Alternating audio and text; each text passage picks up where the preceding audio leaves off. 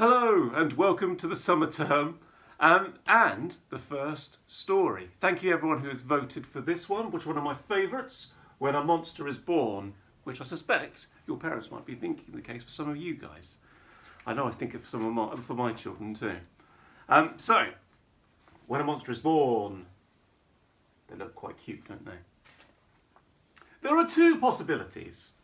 Either it's a far away in the forests monster, or it's an under the bed monster. If it's a far away in the forest monster, that's that. But if it's an under your bed monster, there are two possibilities. Either it eats you, or you make friends and take it to school. If it eats you, that's that. But if you take it to school, there are two possibilities. Either it sits quietly, does its homework, and becomes the first monster to play for the school basketball team. Or it eats the head teacher.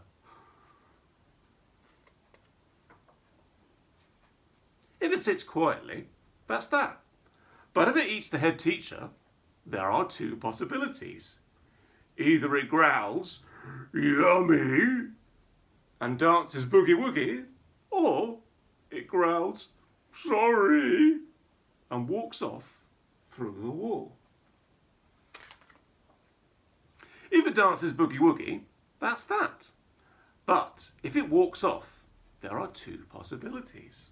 Either it sits in the park and scratches its head, or it takes a deep breath and sets off for the faraway forests. If it sits in the park, that's that. But if it sets off for the faraway forests, there are two possibilities.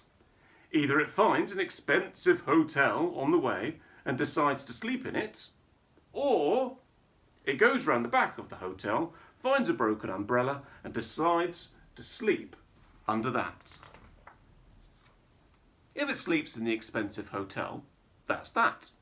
But if it sleeps under the umbrella, there are two possibilities.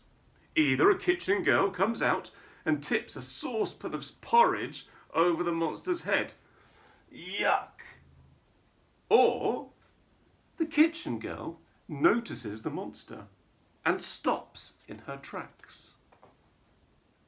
If the kitchen girl tips porridge over the monster's head, that's that. But if the kitchen girl stops in a track, there are two possibilities. Either the monster gives her the fright of her life, "Grrrr!" and she runs off shouting, "Help! Help! Help!" Or the monster gives her a rose and they fall in love. If the girl runs off shouting, "Help! Help! Help!" that's that. But if they fall in love, there are two possibilities. Either she kisses the monster and it turns into a handsome young man, or it kisses her and she turns into a monster.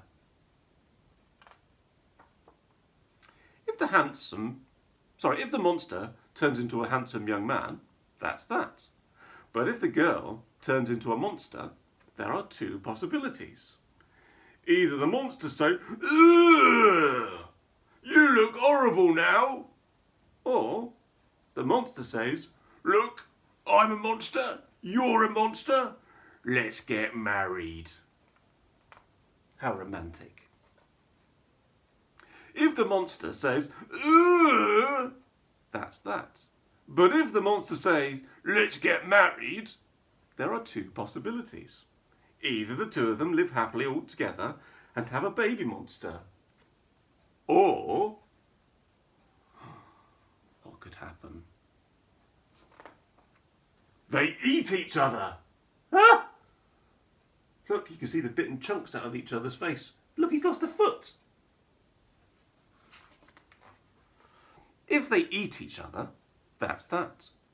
But if they have a baby monster, there are two possibilities. Either it's a far away in the forests monster, or It's an under your bed monster. And that, we clicked the last one, that's the end picture. I like that. So it's a never-ending story because it just goes right back to the beginning and the whole sequence starts again. It's a lovely book and I particularly like the illustrations. They're really bright and colourful, aren't they? We will be podcasting another poll, obviously, today to see what story I'll be reading tomorrow. I hope you are keeping all safe. There are activities coming up. You'll see already on the website. Don't forget to share some of the work you've been doing on your teachers thread on the Facebook group so we can keep an eye on what you've been up to too and look to celebrate those. Look forward to seeing you all guys soon. Take care. Bye-bye.